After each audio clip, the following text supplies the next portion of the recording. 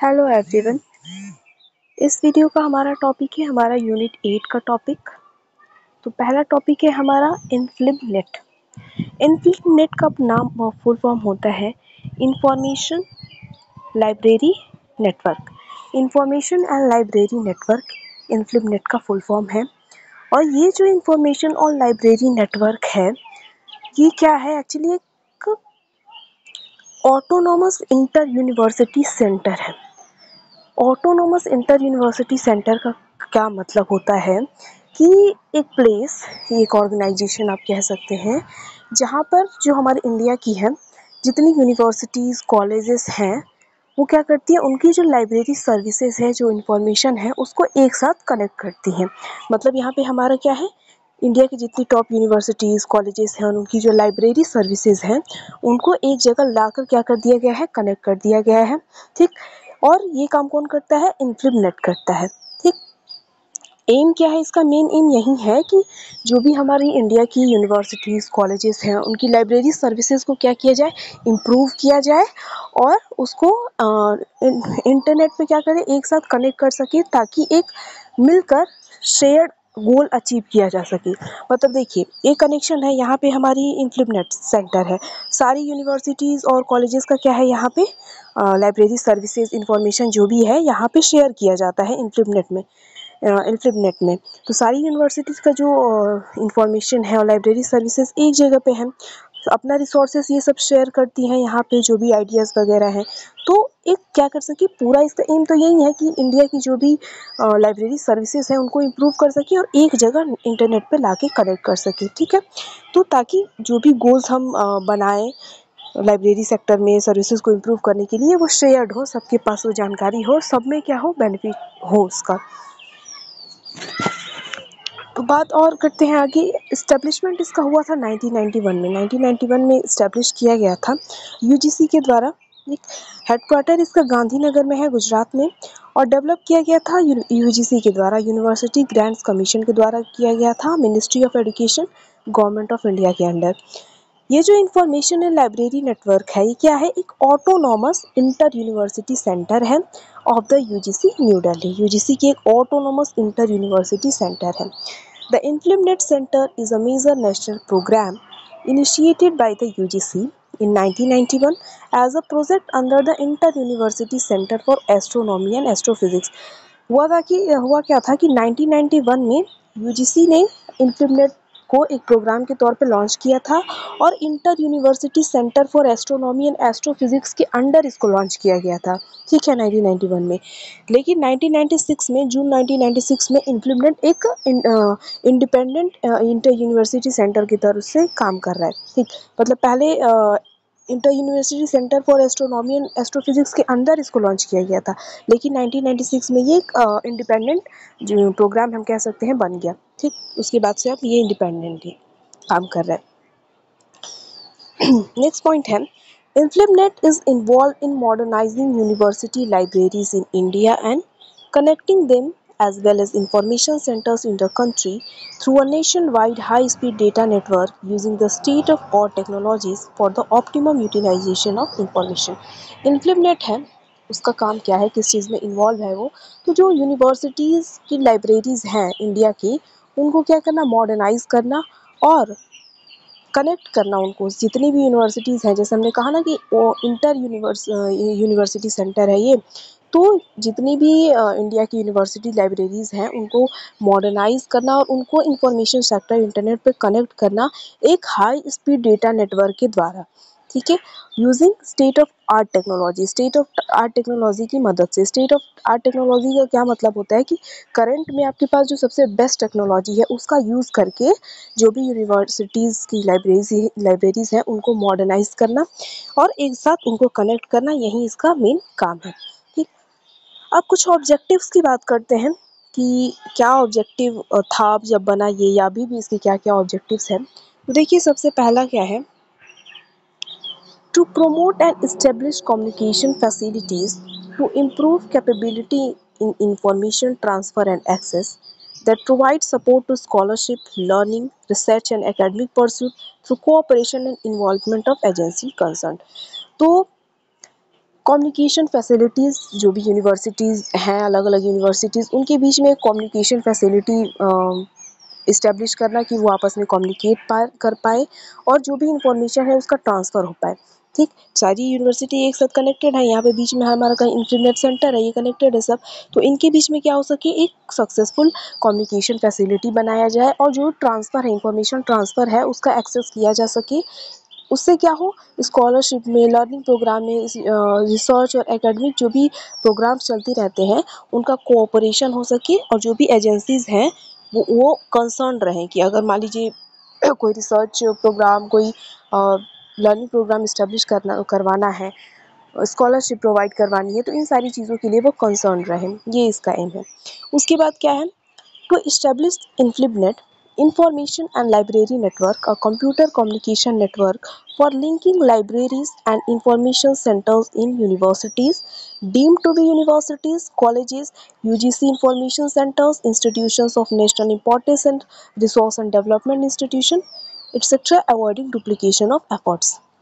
तो इन सारी जगहों पे ये जो यूनिवर्सिटीज़ हैं, deem to be universities, college, UGC, जो इंफॉर्मेशन सेंटर्स हैं, रिसोर्स एंड डेवलपमेंट के जो इंस्टीट्यूशंस हैं, वहाँ पे क्या करना, लाइब्रेरीज़ को इंफॉर्मेशन सेंटर जो यूनिवर्सिटीज़ हैं उनको लिंक करना, ये इसका काम है, मतलब ऑब्जेक्टिव है इसका।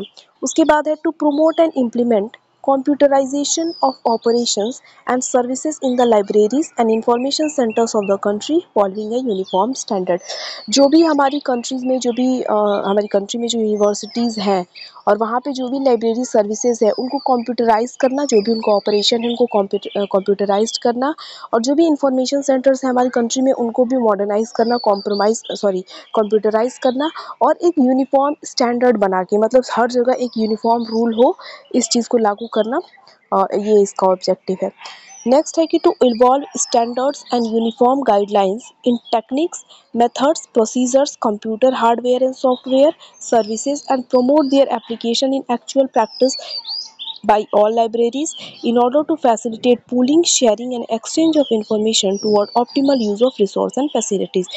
तो एक क्या करना है, स्टैंडर्ड और यूनिफॉर्म गाइडलाइन जारी करना, जो भी techniques, method, procedure, computer hardware और सॉफ्टवेयर सर्विसेज, इन सारी जगहों पे है, क्या करना, एक स्टैंडर्ड और यूनिफॉर्म गाइडलाइन जारी करना। उसके साथ साथ ये जो गाइडलाइंस, जो स्टैंडर्ड्स या टेक्निक्स बनाई जाएंगी, उनका एडॉप्शन करना actual practice in all libraries, her library में उनका एडॉप्शन करवाना, ताकि क्या हो सके, शेयरिंग, एक्सचेंज, पूलिंग जो भी है इंफॉर्मेशन की, वो ऑप्टिमल तरीके से हो सके और रिसोर्सेज और फैसिलिटीज़ का यूज़ भी ऑप्टिमल तरीके से हो, ये इसका एम है। उसके बाद to evolve a national network interconnecting various libraries and information centres in the country and to improve capability information handling and services. तो एक नेशनल नेटवर्क इंटरकनेक्ट करना, जो भी हमारी वेरियस लाइब्रेरीज हैं, इंफॉर्मेशन सेंटर्स हैं हमारी कंट्री में, उनको कनेक्ट करना और उनकी कैपेबिलिटी को, इंफॉर्मेशन जो सर्विसेज वो प्रोवाइड करती हैं, जो हैंडलिंग करती हैं, उसको भी इम्प्रूव करना। तो ये सब कुछ ऑब्जेक्टिव्स हैं जो आप पढ़ सकते हैं। इसके अलावा दो और है, इसको देख ही लेते हैं। To create database of project, institutions, specialist etcetera for providing online information services. Online information services provide करने के लिए डेटाबेस बनाना, अलग अलग प्रोजेक्ट का, इंस्टीट्यूशंस का, या कोई स्पेशलिस्ट है तो वो अपनी जानकारी को डेटाबेस के माध्यम से बना के इंटरनेट पर अपलोड करे, एक ऑनलाइन सर्विस प्रोवाइड करे। और to facilitate academic communication among scientist, engineer, social scientist, academic, इन सब के बीच में क्या करना है, एक एकेडमिक कम्युनिकेशन करवाना, जिससे क्या हो सके, ऑडियो वीडियो कॉन्फ्रेंसिंग के जरिए, फाइल ट्रांसफ़र के जरिए कि इंफॉर्मेशन जो है वो गेन हो सके स्टूडेंट्स को। तो ये सब कुछ ऑब्जेक्टिव्स हैं, दिमाग में आप रखिएगा। अब हम बात करते हैं इम्पॉर्टेंट चीज़, एक्टिविटीज़, मेजर एक्टिविटीज़ या प्रोग्राम जो इम्प्लीमेंट के द्वारा लॉन्च किए गए, चलाए गए हैं, उनके बारे में हम पढ़ना है। ठीक है, ऑब्जेक्टिव अब नहीं भी ध्यान रखिए तो कोई नहीं, ये मेजर ऑब्जेक्टिव आपको एक्टिविटीज़ है या प्रोग्राम्स हैं वो ध्यान रखिएगा। देखिए शुरू करते हैं। सबसे पहला है शोध गंगा पोर्टल। तो ये जो शोध गंगा पोर्टल बनाया गया है इम्प्लीमेंट के द्वारा, यहाँ पे क्या किया जाता है कि जो भी यूनिवर्सिटीज़ हैं, इम्प्लीमेंट सेंटर से जुड़ी हुई जो भी यूनिवर्सिटीज़ हैं, तो उन यूनिवर्सिटीज़ की जो भी थीसिस है और जो भी चीज़ें कंट्रीब्यूट की जाती हैं यूनिवर्सिटी के द्वारा इंफॉर्मेशन के तौर पे, उसका शोकेस किया जाता है। मतलब आपको वहाँ पे स्रोत गंगा पोर्टल पे मिल जाएगा। जो भी यूनिवर्सिटीज़ पार्टिसिपेटेड हैं इन्फ्लिमनेट सेंटर से, उनका जो भी थीसिस है, इन्फॉर्मेशन है, तो यहाँ पे आपको देखने को मिल जाएगा स्रोत गंगा पोर्टल पे। थीसिस का मतलब क्या होता है? थीसिस का मतलब जो रिसर्चर्स होते हैं ना, तो सिंपली अगर हम कहें तो जो भी अपना वो रिसर्च पेपर वगैरह लिखते हैं, ठीक है, तो वही जो पेपर है उसको थीसिस कहते हैं। हम जो अपना रिसर्च वर्क अपना वो लिखते हैं, वही थीसिस होता है। तो ये सारी थीसिस आपको देखने को मिल जाएंगे, वो भी डिटेल्ड इंडेक्स के फॉर्म में मिल जाएंगी। इंडेक्स होगा यहाँ पे, एक पेज नंबर पर ये है, वो है, ये सारी इन्फॉर्मेशन स्रोत गंगा पोर्टल पे हमें देखने को मिलती है। उसके बाद है लाइब्रेरी सर्विसेज डेवलपमेंट प्रोजेक्ट। तो जो हमारी इन्फ्लिमनेट सेंटर है, वो lead in project aimed at enhancing library services in Indian universities. Indian universities में जो लाइब्रेरी सर्विसेज है उनको इन्हेंस करने के लिए हमेशा आगे रहती है, काम करती रहती है। ये जो प्रोजेक्ट है इसमें क्या किया जाता है, ये जो लाइब्रेरी सर्विसेज डेवलपमेंट प्रोजेक्ट है, इनके अंदर फाइनेंशियल सपोर्ट प्रदान करवाया जाता है यूनिवर्सिटीज़ को, कि वो अपनी जो भी लाइब्रेरी सर्विसेज हैं उनको इम्प्रूव कर सके। जैसे कि एक कॉम्प्रिहेंसिव डेटाबेस का निर्माण कर सके, डेवलपमेंट कर सके। जो रिसोर्सेज है इंडियन लाइब्रेरीज में, जो रिसोर्सेज की ज़रूरत है वो चीज़ वहाँ पे पहुँच सके। और एक लाइब्रेरी मैनेजमेंट एप्लीकेशन डेवलप किया गया है, SOUL software for university library, इसका फुल फॉर्म है इसके अंडर, ठीक है। तो इसमें ये किया जाता है, लाइब्रेरी सर्विस डेवलपमेंट प्रोजेक्ट में क्या किया जाता है, जो भी यूनिवर्सिटीज़ हैं, यूनिवर्सिटी लाइब्रेरीज़ हैं, तो उनको कैसे इन्हेंस कर सकते हैं, डेटाबेस बनाने के लिए उनको फाइनेंशियल सपोर्ट प्रदान किया जाता है। और उसी के अंदर सोल का निर्माण किया गया है। सोल मतलब सॉफ्टवेयर फॉर यूनिवर्सिटी लाइब्रेरीज, ठीक है। नेक्स्ट है यूजीसी इन्फोनेट। तो यूजीसी नेट जो प्रोग्राम है, ये किस बात पे फोकस करता है, providing internet connectivity to academic institution. Academic institutions को इंटरनेट कनेक्शन प्रोवाइड करने के लिए यूजीसी इन्फोनेट काम करता है। उसके बाद है ई शोध सिंधु। तो e Shodh Sindhu offers e resources to all participating institutions. जो भी पार्टिसिपेटिंग इंस्टीट्यूशंस हैं इम्प्लीमेंट सेंटर में, जो भी इंस्टीट्यूशन, जो भी यूनिवर्सिटीज़ हैं, उनको e resources, electronic resources provide करवाता है कौन, ई शोध सिंधु। उसके बाद है शोध शुद्धि।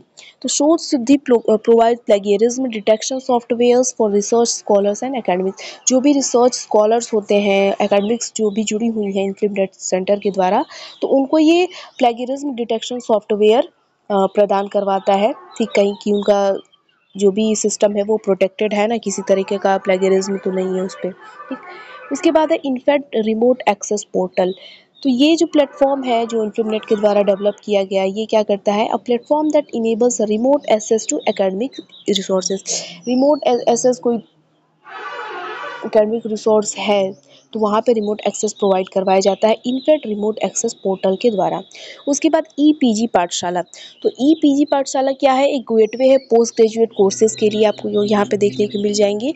और facilitating access to educational content, और भी एडुकेशनल कंटेंट होता है वहाँ पे, तो वहाँ पे एक्सेस कर पाएंगे जो भी यूनिवर्सिटीज़ होती हैं। उसके बाद है विद्वान। तो विद्वान क्या है, एक platform dedicated to university faculty and university researchers for hosting journals. जो भी पार्टिसिपेटेड यूनिवर्सिटी हैं इन्फ्लिमनेट सेंटर में, तो विद्वान एक ऐसा प्लेटफॉर्म है जहाँ पे वो जो भी यूनिवर्सिटी की फैकल्टी है या फिर जो रिसर्चर्स हैं यूनिवर्सिटी के, वो वहाँ पे अपने जर्नल्स, जो पत्रिकाएँ हैं, वहाँ पे होस्ट कर सकते हैं, ठीक। विद्वान और ओजस का भी यही काम होता है, विद्वान और ओजस सेम काम करते हैं। ये ऐसे प्लेटफॉर्म है जहाँ पे जो यूनिवर्सिटी की फैकल्टी है या फिर जो रिसर्चर्स होते हैं, पीएचडी वगैरह जो कर रहे हैं, रिसर्च कर रहे हैं, तो वो अपना जो भी जर्नल होता है वो वहाँ पे होस्ट कर सकते हैं, विद्वान और ओजस में, दोनों पर, ठीक। उसके बाद है शोध गंगा। तो शोध गंगा क्या है, एक डिजिटल रिपोजिटरी है। रिपोजिटरी का मतलब क्या होता है, एक ऐसा कोई भी जगह, कोई सी चीज़ जहाँ पे आप इंफॉर्मेशन स्टोर करते हैं, सिंपल, जैसे डेटाबेस हो गया, हम उसमें भी इंफॉर्मेशन को स्टोर करते हैं, ठीक। तो रिपोजिटरी है, एक डिजिटल रिपोजिटरी है, यहाँ पे इंफॉर्मेशन स्टोर रहता है, that stores thesis and dissertations by research scholars in Indian institutions, universities. तो शोध गंगा पर आपको, शोध गंगा एक डिजिटल रिपोजिटरी है, यहाँ पे जो इंडियन यूनिवर्सिटी के रिसर्च स्कॉलर्स हैं उनकी थीसिस और डिसर्टेशंस भी, आप यही समझिए कि क्या होता है ना, कि जो भी रिसर्च वगैरह करते हैं रिसर्चर्स, तो वो एसे के फॉर्म में, डिसर्टेशन का मतलब होता है निबंध, तो एसे के फॉर्म में जो भी अपनी राइटिंग है वहाँ पे वो पब्लिश कर सकते हैं। तो वो इन सारी चीज़ों को स्टोर करने का काम शोध गंगा पर होता है, शोध गंगा पर। उसके बाद है इंडिकैट। तो इंडिकैट क्या है? An online union catalogue of books, thesis and serials from significant university and institute libraries in India. Indcat पे एक पूरा कैटलॉग है बुक्स का, वहाँ पे बुक्स मिल जाएंगी, थीसिस सीरियल्स ये सारी कैटलॉग करके मतलब क्लासीफाई करके रखी गई होती हैं, जो भी यूनिवर्सिटी और इंस्टीट्यूशन लाइब्रेरीज हैं इंडिया की, और वहाँ पे ये रखती हैं अपनी जो भी बुक वगैरह थीसिस वगैरह हैं। उसके बाद है IR@inflibnet। तो ये क्या है? ये एक रिपोजिटरी है एकेडमिक पेपर्स की, यहाँ पे एकेडमिक पेपर्स स्टोर्ड रहते हैं। उसके बाद है शोध गंगोत्री। तो शोध गंगोत्री भी एक डिजिटल रिपोजिटरी है जो क्या करती है? Contains synopsis of research topic submitted to Indian universities. Indian universities को जो रिसर्च टॉपिक सबमिटेड रहते हैं उनके साइनॉप्सिस एक कॉपी कह सकते हैं कि ये स्टोर करके रखी रहती है शोध गंगोत्री। उसके बाद है इन्फोपोर्ट। तो इन्फोपोर्ट क्या है? Inflibnet subject gateway for Indian electronic resource is design to facilitate registering of an internet resource into the portal and extending it access to user. तो इन्फोपोर्ट पे कोई अगर इंटरनेट रिसोर्स देखने को मिल रहा है तो वहाँ पे इसको क्या किया जाता है? रजिस्टर किया जाता है और यूज़र्स के लिए एक्सेस भी प्रोवाइड किया जाता है। उसके बाद है शेरनी। तो शेरनी क्या है? She research network in India. शेरनी का फुल फॉर्म है she research network in India. ये एक एक्सपर्ट प्रोफाइल नेटवर्क सिस्टम है और यहाँ पे जो अलग अलग क्षेत्र से जो विमेन है, जो एक्सपर्टाइज है अपने क्षेत्र में, तो उनका सारी जानकारी जो है, जो भी उन्होंने काम किया है, वो शेरनी जो प्रोफाइल नेटवर्क सिस्टम है यहाँ पे देखने को मिल जाता है। तो ये कुछ जो एक्टिविटीज़ या प्रोग्राम्स इन्फ्लिबनेट के द्वारा चलाए जाते हैं उसके बारे में लिखा। बहुत सारी प्रोग्राम्स हैं, बहुत सारी एक्टिविटीज़ हैं, मैंने यहाँ पे सिर्फ 15 लिखा है। तो आप अगर देखना चाहें तो आप इन्फ्लिबनेट के वेबसाइट पे देख सकते हैं। ठीक, ये कुछ है, आई थिंक काम भर हो जाएगा। 15 लिखा हुआ है मैंने। और इस वीडियो में इतना ही। नेक्स्ट टॉपिक हम नेक्स्ट वीडियो में कवर करेंगे।